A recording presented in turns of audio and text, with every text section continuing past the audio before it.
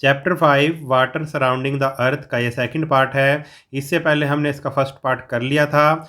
सभी पार्ट्स का लिंक आपको इसी वीडियो की डिस्क्रिप्शन में और प्लेलिस्ट में मिल जाएगा।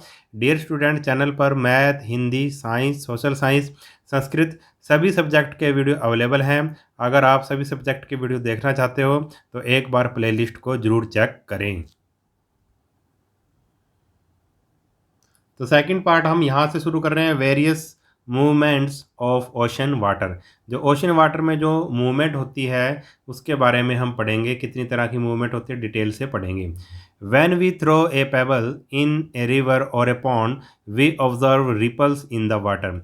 अगर कोई एक तालाब है या फिर एक नदी है कोई, अगर हम उसमें कोई एक पत्थर डालें, कोई कंकर फेंकें तो क्या होगा, हम उसमें रिपल्स इन वाटर हम देखेंगे कि पानी में क्या भाई लहरें सी उठी हैं। ठीक है, जैसे इस तरह की, जैसे पत्थर गिरे कोई तो इस तरह का ऐसे एक लहरें सी पानी में उठती हैं। ठीक है, तालाब में कुछ गिरें, ठीक है, पत्थर वगैरह।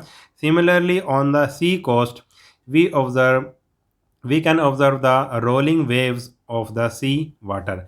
ऐसे ही हम जो सी कोस्ट है यानी कि समुद्र के जो किनारे हैं वहाँ पे हम वेव्स देखते हैं, रोलिंग वेव्स देखते हैं सी वाटर की। ठीक है, what causes their movement and from where do they ripple originate. और ये व्हाट कॉजेज देयर मूवमेंट, ये इनकी जो मूवमेंट होती है वो किस कारण होती है, ये किस कारण लहरें उठती हैं। ठीक है, और इन जो ये रिपल्स हैं, ठीक है, इनका कारण क्या है, ये कहाँ से पैदा हुए हैं। ठीक है, कहाँ से ओरिजिनेट हुए हैं, कहाँ से पैदा हुए हैं। Let us study about this movement. अब हम इन मूवमेंट के बारे में पढ़ते हैं। These movement in ocean water are basically of three kind.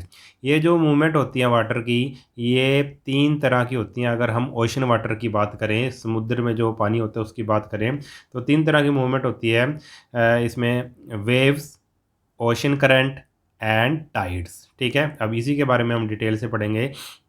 Late us discuss them in detail. सबसे पहले आ गया हमारे पास वेव्स।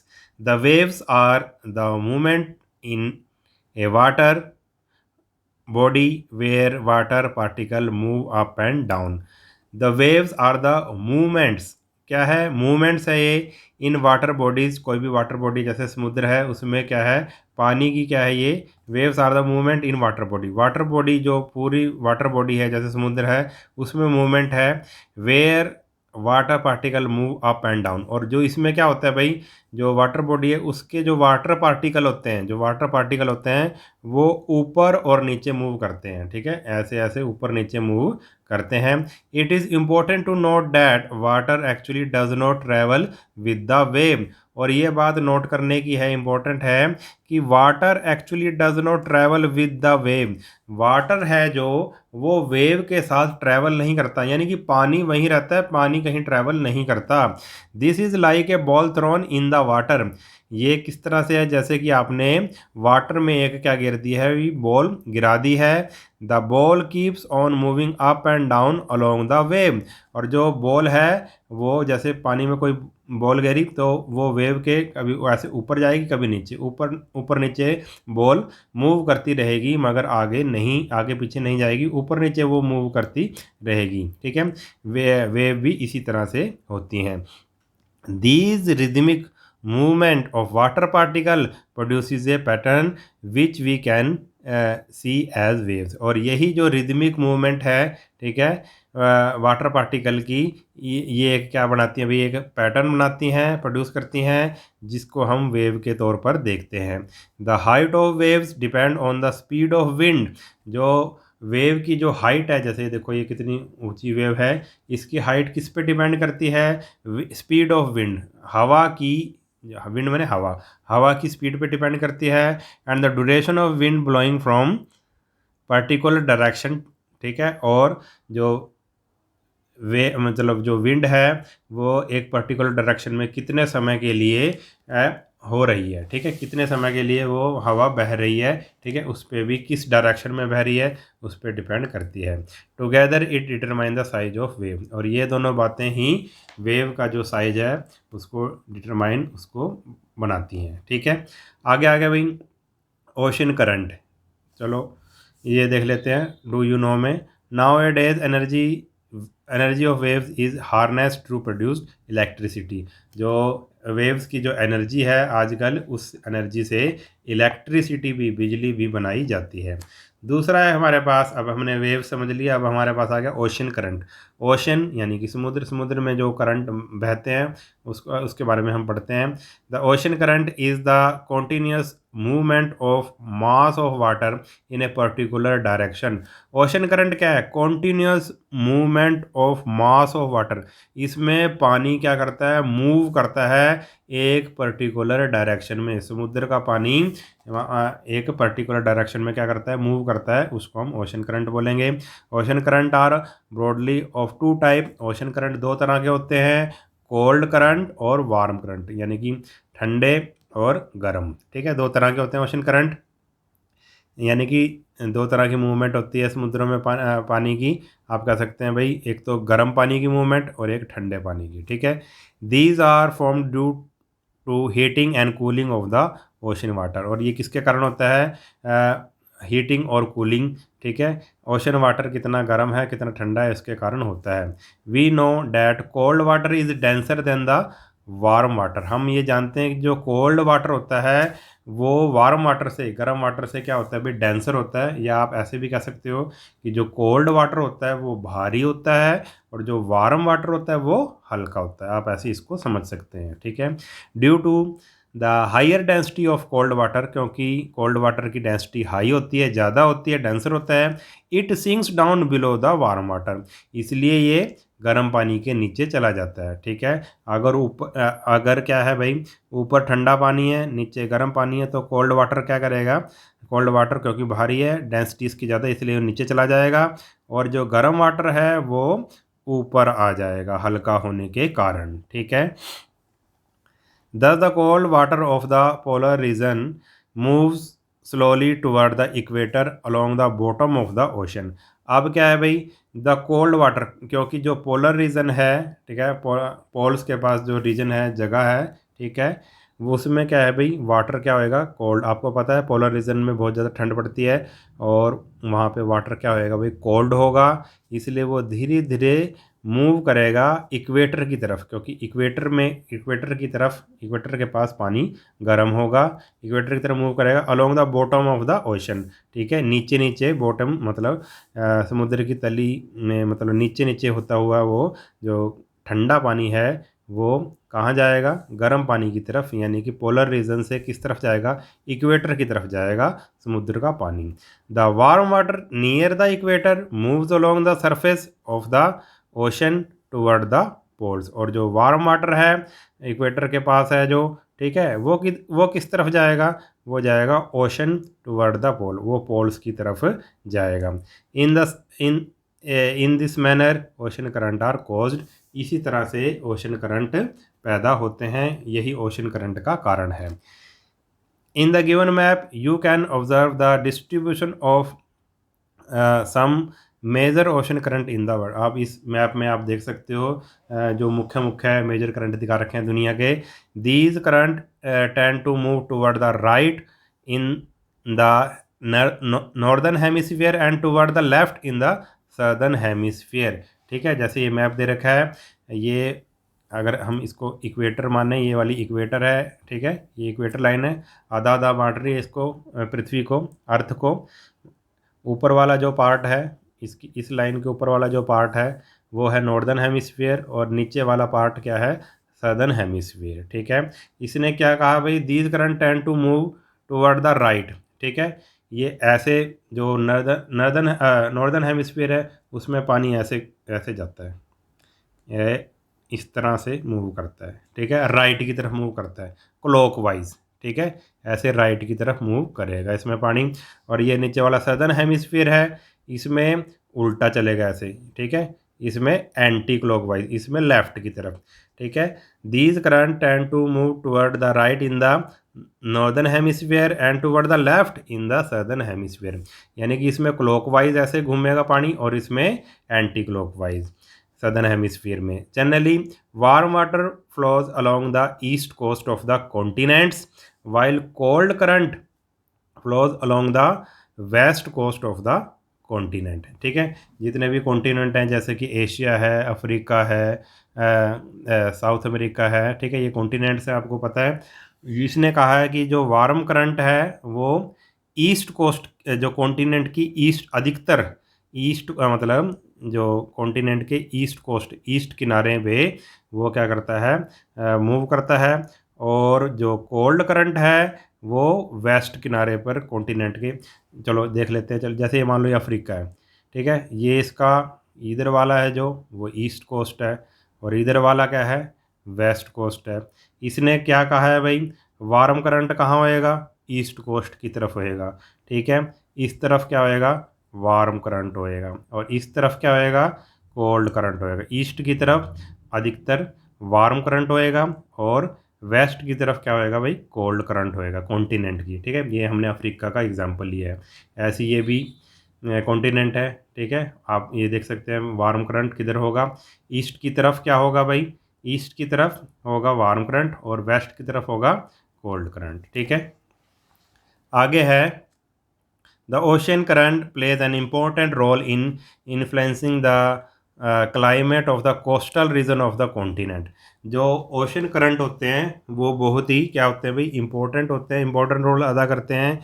जो कोस्टल रीजन का जो क्लाइमेट होता है, कोई भी कॉन्टिनेंट है, कॉन्टिनेंट का जो समुद्री का किनारे का इलाका होता है, उसके क्लाइमेट को बहुत वो प्रभावित करते हैं ओशन करंट। कैसे, if a warm current passes along the coast, अगर कोई वार्म करंट गर्म कोई करंट है वो कोस्ट के पास समुद्र के किनारे से गुजरता है, तो इट रेजिज टेम्परेचर, ये टेम्परेचर को बढ़ा देता है, and makes the place warmer, और उस जगह को गर्म कर देता है, देन द सराउंडिंग एरिया।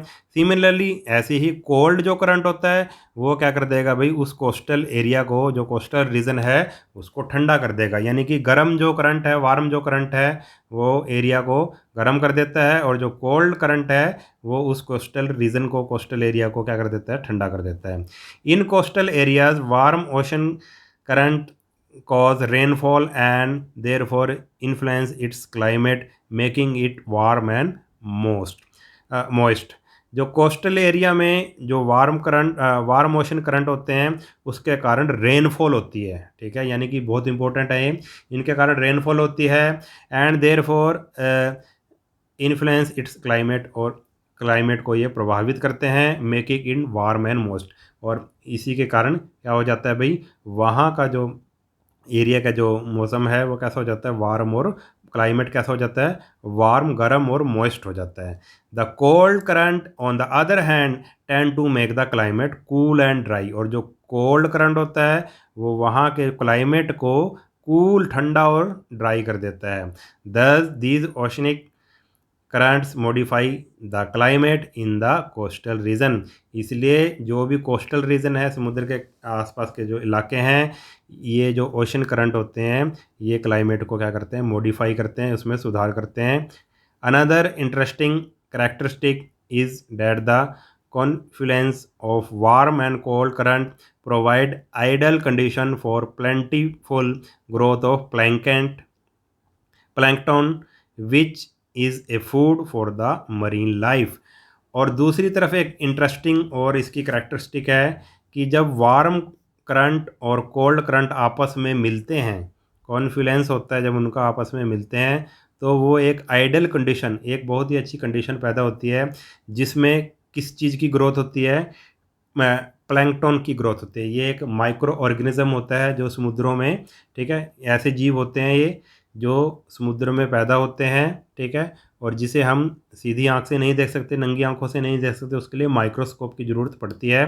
ठीक है, तो जब वार्म करंट और कोल्ड करंट आपस में मिलते हैं तो ये जो प्लैंकटन है ये बहुत अधिक मात्रा में वहाँ पर लग जाते हैं। ये माइक्रो ऑर्गेनिज्म है विच is A food for marine life. और जो ये जो प्लैंकटन है, प्लैंकटन है, ये किसके लिए है भाई, जो मरीन लाइफ, जो वहाँ पे समुद्र में जो जीव रहते हैं वो इसको खाते हैं। ठीक है, प्लैंकटन को वो खाते हैं, तो प्लैंकटन बहुत ही ज़रूरी है मरीन लाइफ के लिए। मरीन लाइफ यानी समुद्र का जो जीवन है, समुद्र में जो जीव जंतु रहते हैं उनके लिए प्लैंकटन बड़ा ज़रूरी है। These area serve as major fishing ground, और जहाँ पे गर्म पानी और ठंडा पानी आपस में मिलते हैं वहाँ पे बहुत सी मछलियाँ होती हैं, यानी कि ये फिशिंग ग्राउंड हो जाता है, मछलियाँ पकड़ने का क्षेत्र बन जाता है। एनकरेजिंग ट्रेड एंड कॉमर्स, जिससे ट्रेड और कॉमर्स बढ़ती है, व्यापार वगैरह बढ़ता है। The ocean current also help in navigation, ocean current navigation में भी हेल्प करते हैं। नेविगेशन का मतलब एक जगह से दूसरे जगह में जाने पर भी ये हेल्प करते हैं, ठीक है। जहाज़ वगैरह, नाव वगैरह चलाने में भी ये जो ओशन करंट है इनकी हेल्प ली जाती है। अब आगे है हमारे पास टाइड, ये थर्ड मूवमेंट है। Tides are the periodic rise and fall in the level of ocean water. Tides क्या है? पीरियोडिक राइज है, ठीक है। राइज एंड फॉल है, पानी का ऊपर लेवल बढ़ना और लेवल पानी का घटना, ठीक है।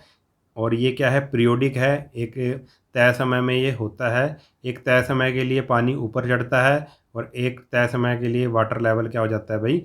कम हो जाता है। In they are caused due to the gravitational pull of the moon and the sun. ये किसके कारण होता है? टाइड ग्रेविटेशनल पुल के कारण होता है। ये एक फोर्स है, ग्रेविटेशनल पुल, किसके कारण? मून और जो सन का जो ग्रेविटेशनल पुल है वो अपनी तरफ समुद्र के पानी को खींचते हैं, इसके कारण ही टाइड होते हैं। Tides occur twice a day, tide दिन में 2 बार होता है। When the level of water rises it is a high tide and when the level falls it is a low tide. जब पानी का जो लेवल है वो बढ़ जाता है, इंक्रीज हो जाता है, ठीक है, तो उसको हाई टाइड कहेंगे, और जब लो हो जाता है तो उसको लो टाइड बोलेंगे।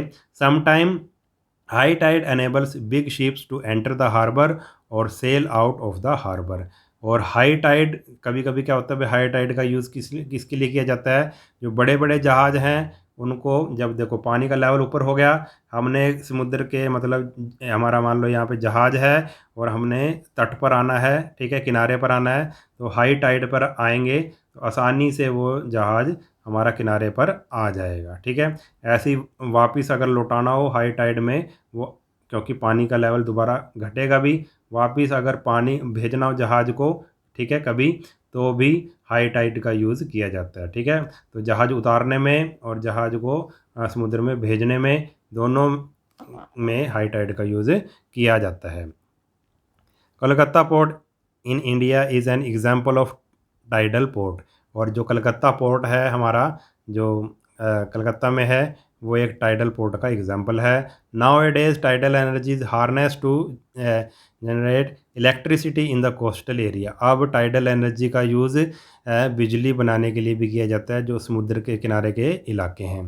Tidal energy is one of the most important renewable sources of energy. और जो ये टाइडल एनर्जी है वो बहुत ही इम्पोर्टेंट है, और ये क्या है? एक रीन्यूएबल सोर्सेज ऑफ एनर्जी है, ठीक है। रीन्यूएबल सोर्सेज ऑफ एनर्जी क्या होता है? जो सोर्स क्या हो भाई, कभी ख़त्म नहीं होता, ठीक है, जैसे कि सोलर एनर्जी है, ऐसे ही ये भी एक रीन्यूएबल सोर्स ऑफ एनर्जी है, टाइडल एनर्जी। अब डू यू नो में देख लेते हैं। The time interval between a high tide and a low tide is 6 hour 30 minute. High tide और लो टाइड के बीच का जो टाइम इंटरवल है वो 6 घंटे 13 मिनट है, ठीक है। हाजी अली दरगाह लोकेटेड इन अरेबियन सी। जो हाजी अली दरगाह है वो अरेबियन सी में है, इन मुंबई, ठीक है, मुंबई में। Is the live example of high and low tide. इस यहाँ पर हाई और लो टाइड आती है। One can visit the dargah only when it is low tide. वहाँ समुद्र के बिल्कुल बीच में ये दरगाह बनी हुई है। जब लो टाइड होता है, यानी कि वाटर का लेवल जब कम हो जाता है, तभी हम उस दरगाह को देख सकते हैं। और जब वाटर का लेवल हाई हो जाता है, यानी कि हाई टाइड में, तो वो दरगाह पूरी समुद्र में डूब जाती है, तब हमें दिखाई नहीं देती, सिर्फ लो टाइड में ही दिखाई देती है। आगे है importance of oceans to man. Oceans man के लिए इम्पोर्टेंट क्यों हैं उसके बारे में हम पढ़ेंगे। The oceans facilitate countries and regions to trade with one another. जो ओशंस हैं, समुद्र हैं, महासागर हैं, जो वो सुविधा प्रदान करते हैं व्यापार करने की, एक देश से दूसरे देश तक व्यापार करने की सुविधा प्रदान करते हैं।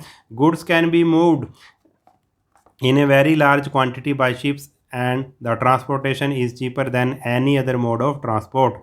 और जो गुड्स यानी कि जो चीज़ें हैं वो कैन बी मूव्ड, एक जगह से दूसरी जगह पर ले जाई जाती हैं बहुत बड़ी मात्रा में, किसके द्वारा? शिप्स के द्वारा। और जो ये ट्रांसपोर्टेशन होती है वो सबसे सस्ती मोड ऑफ ट्रांसपोर्टेशन होती है। यानी कि जो समुद्र के रास्ते से जब हम सामान भेजते हैं एक देश से दूसरे देश तक, तो वो सबसे सस्ता पड़ता है। The marine environment provides animal and plant life for food and trade in abundance।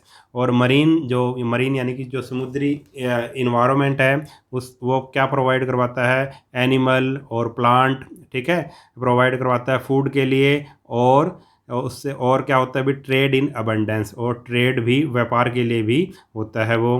The ocean thus are a valuable source of food, इसलिए जो ओशंस हैं वो क्या हैं? सोर्स ऑफ, बहुत ही महत्वपूर्ण सोर्स ऑफ फूड भी है। यहाँ से हमें बहुत सा फूड मिलता है।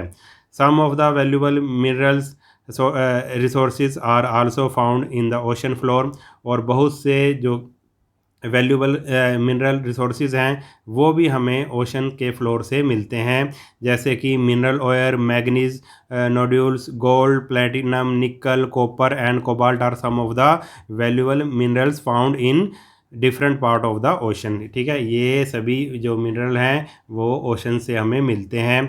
Several countries are tapping mineral oil as a source of energy in a big way, और कई कंट्रीज़ क्या भाई समुद्र में से क्या निकाल रही हैं भाई? मिनरल्स ऑयल निकाल रही हैं, जो एक सोर्स ऑफ एनर्जी है। However the exploitation of the deep ocean floor as a source of mineral is still at an early stage, जबकि जो हम उपयोग कर रहे हैं जो डीप ओशन फ्लोर का, यानी कि जो बिल्कुल गहरा समुद्र की जो तली है उसमें से जो हम मिनरल निकाल रहे हैं, ये अभी अर्ली स्टेज पर है। ये अभी काम अभी इतना हुआ नहीं है इस पर, अभी बिल्कुल थोड़ा सा ही काम हुआ है, ये अर्ली स्टेज पर है। इन फ्यूचर में क्या होगा जब इसका हम उपयोग ज़्यादा करेंगे? In future it is hope that the ocean will serve as a major source of valuable resources, और फ्यूचर में हम ये आशा करते हैं कि भाई ओशन से ही हमें बहुत major source of valuable resource, हमें ओशन से बहुत ज़्यादा रिसोर्सेज मिलेंगे। आगे क्या है? केस स्टडी ऑफ सुनामी के बारे में है। In December 2004 gigantic waves the like of which were never seen before crashed into the coastal region in many parts of the world, washing away people, animal and homes। दिसंबर 2004 में बहुत बड़ी बड़ी लहरें, waves आई थी, ठीक है, जो पहले कभी नहीं देखी गई थी। ठीक है, उन्होंने जो कोस्टल एरिया, जो समुद्र के किनारे जो एरिया था उनको हिट किया, ठीक है, और उनको एकदम से दुनिया के बहुत से ऐसे इलाके थे जहाँ पर ये सुनामी आई थी, और जिसमें लोग, एनिमल और होम्स ये सब को बहाकर ले गई थी। There were unprecedented losses and the whole world watched in horror, और ये इससे बहुत ही ज़्यादा नुकसान हुआ था, ऐसा नुकसान हुआ था जो पहले कभी ना हुआ हो, इतना नुकसान हुआ था, और पूरा जो वर्ल्ड था वो हॉरर में था। Government agencies, non government organisation, resident welfare association, business organisation, shopkeeper, school and college provided relief to the victim by donating money, clothes, medicine, bedding, tents etcetera. जितनी भी एजेंसीज वगैरह थी, जो गवर्नमेंट थी या नॉन गवर्नमेंट थी, school, shopkeeper, ठीक है, कॉलेज, सभी लोगों ने उन विक्टिम्स को, ठीक है, जो इसमें बर्बाद हो गया था जिनका जीवन, ठीक है, उनको क्या दिया भाई? उन्होंने मनी इकट्ठा की, दान दिया, ठीक है, क्या इकट्ठा की भी? मनी इकट्ठा करके दी, क्लोथ्स, मेडिसिन, बेडिंग, ठीक है, इन सब से मतलब उनकी सहायता की गई।